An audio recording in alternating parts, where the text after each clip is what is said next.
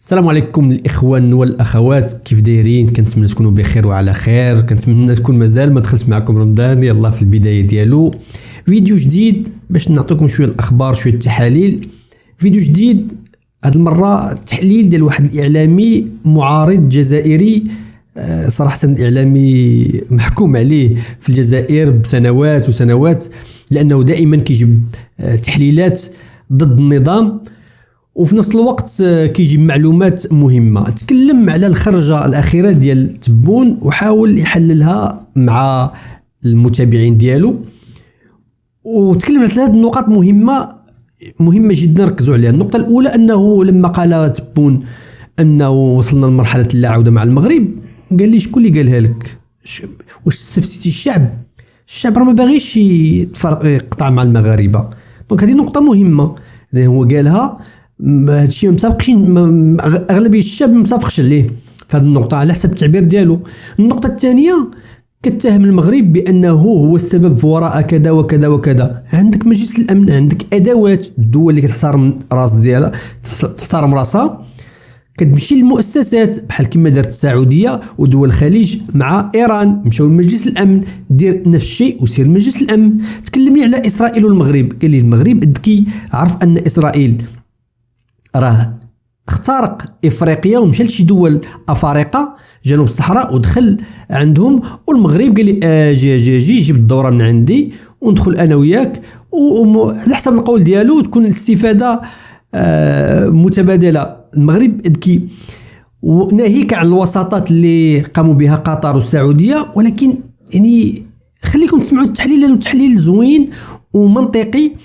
وبطبيعه الحال نتلاقوا في اخر فيديو لانه غيلقى الخلاصه الاخيره على هذا الشيء كامل. نتلاقوا في اخر فيديو. بطبيعه الحال كسي اول مره كتجي القناه دعمنا، لا غالي على مسكين، دعمنا بلايك وباشتراك. ولا كنتي من الناس المداومين على القناه شكرا لك على الدعم، وشكرا للناس كيديروا لايك مثلا الفيديو. نتلاقوا في اخر الفيديو نشوفوا الخلاصه ديال هذا التحليل هذا.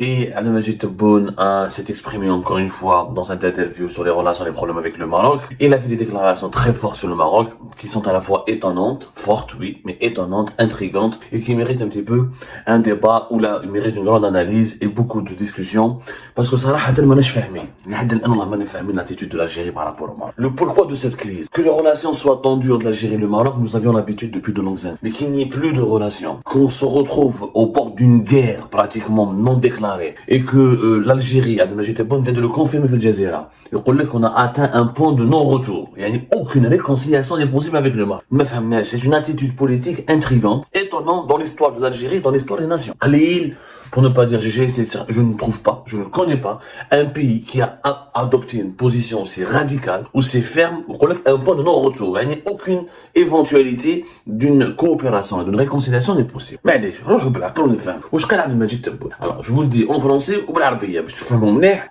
parce que le compte rendu de cette interview a été diffusé sur الجزيرة.net. قال الرئيس الجزائري عبد المجيد تبون في تصريحات الجزيرة ان العلاقات بين الجزائر والمغرب وصلت الى نقطة لا عودة، وانه يأسف الوصول العلاقة بين البلدين الجاريين الى هذا المستوى، مشيرا الى ان موقف بلاده هو رد فعل. Voilà ce qui a été dit بالعربية. En arabe, traduction. En français, plutôt traduction. Abdelmajid Tebboune a parlé, a expliqué que la relation entre l'Algérie et le Maroc ont atteint un point de non-retour, tout en exprimant ses regrets, que les rapports entre les deux pays aient atteint ce niveau de détérioration.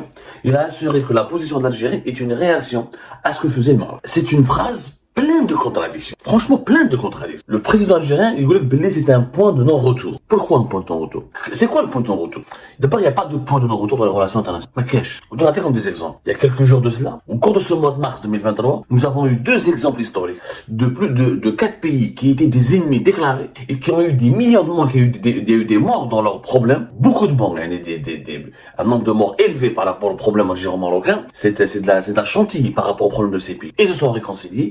Ils sont en train de bâtir une base commune pour revoir leur coopération, leur relation bilatérale. L'Arabie Saoudite et l'Iran, la Corée du Sud et le Japon. Il n'y a pas de point de non-retour dans les relations diplomatiques, dans les relations politiques. Le point de non-retour, c'est quoi? C'est la guerre. Quand un président affirme il n'y a pas de point de non-retour avec ce pays voisin, pas un pays lointain, pas des îles Maurice, la Belgique, du Madagascar, pas du Maroc, avec lequel on partage quand même des centaines de kilomètres de frontières. Quand tu dis un point de non-retour, ça veut dire qu'on est au bord de la guerre. Parce que auparavant, les dirigeants algériens, même Tebboune l'a dit un jour, nous avons rompu avec le Maroc pour éviter la guerre. La rupture en soi, la rupture des relations totale, aucun contact, fermeture de l'espace aérien, tout ce qui a été décidé depuis 2021, et les campagnes de diabolisation du Maroc sont en soi un acte de guerre. Quand tu n'as plus de contact avec un pays, quand tu interdis à ses avions de pénétrer dans l'espace aérien, quand tu le diabolises tout le temps, quand tu le responsabilises de tous tes problèmes internes et externes, ça veut dire que c'est un ennemi déclaré, donc tu es déjà en guerre. Il y a plusieurs formes de guerre. Il y a la guerre conventionnelle, ce qu'on voit entre l'Ukraine et la Russie. Il y a aussi les guerres diplomatiques, les guerres de l'opinion, les guerres d'information, mais qui sont une stratégie de guerre. Il y a des tensions qui sont vives, des tensions assez dangereuses, avec des escalades qui peuvent mener vers la guerre conventionnelle. Donc, un point de non-retour, ça ne veut rien. Si l'Algérie veut faire la guerre au Maroc, il faut qu'elle l'assume. Il faut qu'elle l'assume une fois pour toutes. Et mais pourquoi faire la guerre au Maroc? Voilà, le Majid Tebboune, la position de l'Algérie est une réaction à ce que faisait le Maroc. Qu'est-ce qu'il a fait le Maroc? Dans le monde d'aujourd'hui, dans les relations internationales, il y a ce qu'on appelle le Conseil de sécurité de l'ONU. Le Conseil de sécurité de l'ONU est un organe qui permet de traiter les différends entre les États, notamment lorsqu'il s'agit de problèmes frontaliers, de problèmes de sécurité, de problèmes militaires, de problèmes de guerre entre les deux pays, Il y a le Conseil de sécurité qui a traité plusieurs dossiers. Et là, l'Algérie a des preuves. Le Maroc a fait, parce que le verbe faire, elle explique ce que le Maroc a fait. Je ne fais mon mener. Dans ses preuves au Conseil de sécurité, elle demande des sanctions contre le Maroc. Si le Conseil de sécurité de l'ONU n'intervient pas ou ne sanctionne pas le Maroc à la suite de la présentation des preuves qui doivent être claires, visibles et accablantes de la part de l'Algérie, ce jour-là, l'Algérie pourrait étudier une option défensive militaire. Mais là, on accuse le Maroc d'attaquer l'Algérie. Qu'est-ce que le Maroc a fait? Faire une alliance avec Israël, à l'Égypte, à le Soudan, à les Émirats, à tous les pays arabes, la Mauritanie. Ils sont tous en train il y a des pays qui l'assument ouvertement et comment dirais-je, qu'ils en font un principe de diplomatie, on a un principe qui régit leurs relations avec le monde extérieur. C'est-à-dire que voilà, on est les amis d'Israël, normaliser nos relations, il n'y a pas de problème. Il y a d'autres pays arabes qui le font dans les coulisses de façon hypocrite. Mais je comprends, la normalisation avec Israël n'est pas un argument recevable de la part du régime algérien. L'Algérie a reçu le président de l'Ouganda, Museveni à Alger. Yoweri Museveni. Il était entre le 12 et le 13 mars à Alger. C'est l'allié africain c'est le meilleur allié africain d'Israël. C'est l'ami des Israéliens en Afrique. Tu me dis, il y a une alliance militaire entre le Maroc et Israël? Oui, c'est une menace, ça peut déstabiliser la région, ça peut créer des tensions régionales. Il faut se plaindre, il faut expliquer, il faut négocier, il faut poser ça sur la table. Je ne veux pas de base israélienne à mes frontières. Mais ça, c'est des discussions bilatérales. Tu es obligé de parler aux Marocains pour leur exiger cela. Tu recours à une intermédiaire, tu te plains à la Ligue arabe, tu te plains à l'Union africaine. Il te faut si tu veux pas leur parler, si tu veux pas parler au Maroc, il y a des organismes régionaux comme l'Union africaine ou la Ligue arabe qui peuvent servir de médiateur. Mais l'Algérie refuse toute médiation. Le Qatar a proposé sa médiation, ils n'ont pas voulu. L'Arabie Saoudite a proposé leur médiation, ils n'ont pas voulu. La Ligue arabe a proposé sa médiation, ils n'ont pas voulu. Même des courants au sein de l'Union africaine ont voulu faire la médiation. L'Algérie n'a pas voulu. Même le football, la CAF. Le président de la Confédération africaine de football, Patrice Motsepe, il a fait le médiateur. Le président de la FIFA. Comment il s'appelle, le président de la FIFA? Ou une médiation. Où ça n'a pas marché. L'Algérie refuse tout principe de discussion. Je parle de Gianni Infantino. Le monde du football a voulu faire une médiation entre l'Algérie et le Maroc. L'Algérie ne l'a pas accepté. Donc, ça n'a pas de sens. Quand tu refuses toute médiation, et quand tu refuses de saisir le Conseil de sécurité, ou des organismes internationaux, ou la régionaux pour te plaindre contre le comportement du Maroc, en donnant des preuves. Oui, il y a une alliance militaire entre le Maroc et l'Algérie. Est-ce que cette alliance est entre le Maroc et Israël? Est-ce que cette alliance menace directement l'Algérie? Il faut l'expliquer. Il faut faire un dossier. Il faut faire des documents. Il faut prendre des photos satellites. Il faut expliquer ça à la communauté internationale pour la prendre à témoin. C'est ça le véritable jeu diplomatique. Maintenant, tu dis non à tout. Tu diabolises tout ton Maroc. Et tu dis un point de non-retour. Ça veut dire, ça met l'Algérie dans la position de l'agresseur. Alors que Tebboune et les dirigeants algériens veulent mettre l'Algérie dans la peau de l'agressé. Or, cette manière de faire est une contradiction. Cette manière de faire est en contradiction totale avec le message que veulent véhiculer les dirigeants algériens. Non. Tu refuses les médiations, tu refuses le dialogue, tu refuses la négociation, et tu dis que c'est un point de non-retour. Donc c'est pratiquement une déclaration de guerre. Sans parler des déclarations très guerrières des dirigeants algériens, les défilés militaires, les entraînements militaires devant les frontières. Donc, c'est l'Algérie on a l'impression que c'est l'Algérie qui veut la guerre. On a là, je suis un Algérien objectif. Et il faut se mettre dans la place d'un observateur international. Mais femme, l'attitude de l'Algérie, on n'y comprend plus rien. On n'y comprend absolument plus rien. Quand on a des choses à reprocher à son voisin, ou là un autre pays, un État, un tierce État, on fait des démonstrations de preuves, on apporte des explications, on exige qu'est-ce que l'Algérie exige au Maroc? Le Sahara occidental. C'est un problème qui était au niveau de l'ONU. Et c'est l'ONU qui s'en charge. C'est pas un problème algéro-marocain, c'est un problème onusien de décolonisation d'un territoire non autonome, avec des alternatives qui sont proposées de part et d'autre. L'Algérie doit toujours expliquer, c'est un problème qui est au niveau de l'ONU. Maintenant, on change de dogme et on veut dire que la Sahara occidentale est un problème algéro-marocain. Il faut le reconnaître. Dans ce cas-là, il faut demander à l'ONU de ne pas se mêler et proposer des solutions directement avec les Marocains.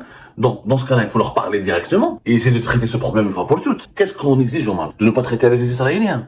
Tous les pays africains ils traitent avec les Israéliens. Tous les pays arabes traitent avec les Israéliens. Puis, mais on voit pas, Yannick. Qu'est-ce qu'on leur demande à la fin? Qu'est-ce qu'on leur demande? Il y a des problèmes entre le Maroc et l'Algérie. Il y a le problème des Algériens qui ont été expulsés du Maroc dans les années 70, le problème des réparations, des indemnisations des propriétaires terriens au Maroc, qui ont perdu leur propriété foncière. Il y a des problèmes techniques. Mais il n'y a pas de gros problèmes. On n'a pas de différends frontaliers. On réclame pas une région au Maroc, le Maroc ne réclame plus une région en Algérie. Donc, pourquoi autant d'hostilité? Pour-on dire qu'il y a un point de non-retour? Donc, on a l'impression qu'il y a des courants au sein du régime algérien qui nourrissent l'ambition de faire la guerre au Maroc, qui ont besoin de faire cette guerre au Maroc, non pas pour se défendre, mais pour des intérêts politiques, pour attaquer le Maroc, en fait. C'est une vision offensive. Tebboune, quand il parle d'une vision défensive. Se défendre par rapport à quoi? Est-ce que l'alliance israélo-marocaine a commencer à représenter militairement une menace contre l'Algérie? C'est oui, il faut l'expliquer. Qu'il y a le Conseil de sécurité, de l'ONU, qu'il y a l'Union africaine, qu'il y a la Ligue arabe. Et tu poses sur la table les preuves. Si tu n'as pas de preuves, tu es obligé de te la fermer et d'attendre et d'adopter une stratégie intelligente. La stratégie de l'Algérie, elle fait de l'Algérie l'agresseur. Un agresseur inconscient que personne ne comprend. Parce que je vous dis la vérité, à l'étranger, personne ne comprend l'attitude de l'Algérie contre le Maroc. Parce qu'officiellement, quand tu parles au Maroc, on n'a pas de problème. Et donc, on est allié avec les Israéliens pour la sécurité. On ne veut pas attaquer les Algériens. Les Algériens, nous voulons ouvrir les frontières. Nous voulons une économie commune. Les Marocains, quand tu leur parles, ils sont dans une position intelligente. On n'est pas dans l'hostilité. On est dans le dialogue. Peut-être il faudrait faire une deuxième émission. C'est mieux. D'ailleurs, comme une deuxième émission pour parler de pourquoi l'Algérie et le Maroc peut-être les dirigeants algériens devraient s'inspirer de ce qui s'est passé entre l'Iran. Entre l'Iran et l'Arabie Saoudite. On dit comme une émission entre ce qui s'est passé le Japon et la Corée du Sud. Le Japon et la Corée du Sud, c'était des pays ennemis. Le Japon, il a colonisé la Corée du Sud. Il y a eu des milliers de morts, pour ne pas dire des millions de morts. C'est une des colonisations les plus atroces de l'histoire. Il y a eu de l'esclavage sexuel. Malgré ça, les deux pays sont en train de se réconcilier. Et l'Algérie et le Maroc, qui partagent une histoire commune, une géographie commune. Le Maroc a aidé au combat de la libération nationale. Ils ont voulu faire le Maghreb ensemble. Les sujets de tension entre les deux pays sont beaucoup moins graves. On l'expliquera dans une prochaine émission pour ne pas trop s'étaler. Mais, dans cette première partie, restons sur les déclarations de Tebboune. Elles n'ont aucun sens. Quand tu dis on accuse le Maroc. On n'est pas en train d'étayer ces accusations. On ne fournit pas de preuves. C'est facile d'accuser. N'importe quel pays peut dire, demain, moi, je vais dire, l'Algérie soutient le terrorisme. L'Algérie soutient le terrorisme. Oui, mais on a les preuves. Je peux demain lancer une campagne. Imaginons, je suis un pays, la Libye, ou la Mauritanie, ou le Niger, ou le Mali, n'importe quel pays, avec lequel on va avoir des problèmes. On va lancer de graves accusations contre l'Algérie. L'Algérie soutient le terrorisme, l'Algérie soutient les groupes armés. Tout le monde peut accuser tout le monde. Mais s'il n'y a pas de preuves, s'il n'y a pas un argumentaire, s'il n'y a pas un exposé, s'il n'y a pas une mise en relief, s'il n'y a pas une mise en exergue, s'il n'y a pas de contexte, un contexte crédible, un contexte qui donne du sens à ces accusations, ça devient ridicule, ça devient des fake news, ça devient des polémiques stériles. Personne ne va croire à ces accusations. Mais c'est comme ça l'Algérie. Une réaction par rapport à quoi? Il faudrait que Tebboune, à un moment donné, dise point par point ce que l'Algérie exige au Maroc. Mais pour le moment, on ne le sait pas. Des feux de forêt jusqu'à l'opposition algérienne, le Maroc est accusé de tout. Or, l'opposition algérienne ne vit pas au Maroc, elle vit dans des pays occidentaux comme la France et la Grande-Bretagne ou l'Espagne, ou le Canada ou les États-Unis d'Amérique. Donc, le langage anti-marocain du régime algérien n'a rien de, finalement, n'a strictement aucune relation avec les problèmes géopolitiques ou la diplomatique. On est de plus en plus convaincus, et tous les observateurs internationaux le constatent, que le problème algéro-marocain est une équation de la politique interne en Algérie. Les dirigeants algériens donnent l'impression qu'ils ont besoin d'un ennemi, interne, qu'ils ont besoin d'un ennemi pour terrifier la population, pour se maintenir au pouvoir et pour justifier peut-être cette politique de la persécution et cette politique de l'autoritarisme qui a été imposée aux Algériens et aux Algériens depuis 2020-2021. Et là, ça discrédite énormément l'Algérie qui, il le dit Tebboune dans l'interview à Al Jazeera, avait un prestige, une crédibilité, une très belle image sur la scène internationale. Et cette image est en train de s'effriter. Quand tu n'es même pas capable de régler tes problèmes avec ton voisin, il propose, ça on le dira dans une prochaine émission, il propose une médiation, il dit que l'Algérie est prête à faire le médiateur entre la Russie et l'Ukraine, alors que toi tu peux même pas régler tes problèmes avec ton voisin. C'est du non-sens. كما شفتوا الاخوان صراحه ما قالش شي خلاصه مهمه، كنت كنتظر يكون شي خلاصه مهمه. قال بانه حتى واحد ما عارف في الجزائر شنو باغا. انا نزيد لكم هذه الخلاصه بان النظام الجزائري تائه ولا يعرف ما يريد. هذا راه خطير الاخوان، ركزوا معايا. الا كان هو قال في الفيديو بانه الا كان باغي الحرب خصو يتحمل المسؤوليه ديالو ويتحمل التبعات ديالو، ولكن المشكل ما عارف شنو باغي. وهذا راه امر خطير، امر خطير. كنا عرفنا حنا شنو باغيين فعلا بلا ما هاد اللف والدوران نكون وقفنا معاهم، ولكن باقين هاد التضاربات في هاد التصريحات ديالو، وكل مره كيجبد المغرب في سياق معين. عطينا الراي ديالك في هذا الموضوع هذا. واش التحليل ديال عبدو السمار كان موفق او فقط هذه كان يعني يتكلم غير على هوانيه؟ كنتمنى منك انك تشارك في الفيديو ودعمنا بلايك، هذا اقل حاجه ممكن ديرها معنا، ونتلاقاو في فيديو اخر ان شاء الله. ودائما صحه فطوركم.